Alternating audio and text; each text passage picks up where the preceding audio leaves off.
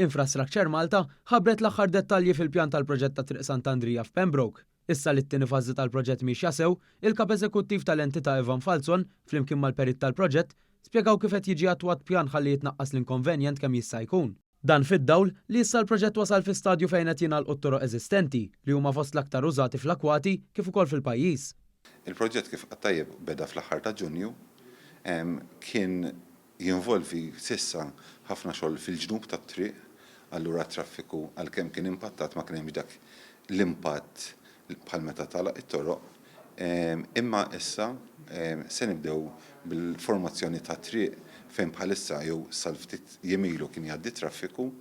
Allura l-appell tagħna huwa lin-nies li jużaw l-akwati, speċjalment min ikun jitrevilja minn nord ta' Malta lejn is-sawt filgħodu biex juża rotot alternattivi bħat-tela tal-Lawomu jew triq ta' Bumarrat.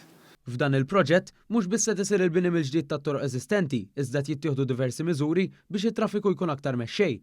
Falzon spjega kif għal dan il-għan se jkunu qegħdin isiru żewġ hairpin turns, simili għal dak li sar fis-Siġġiewi kif ukoll f'Ħażebbuġ.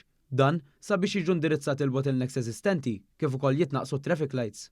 Kompla jgħid ukoll kif bħala parti minn dan il-proġett qed jitgħaddew diversi servizzi ġodda, fosthom dawk tal-ilma u cables, kif ukoll se ssir l-hekk sejħa Active Mobility Route. Din se tkun qed tiffaċilita trasport mezzi alternattivi f'ambjent ferm aktar sigur. Din il-fażi tal-proġett hija maħsuba li titlesta sa frar li ġej.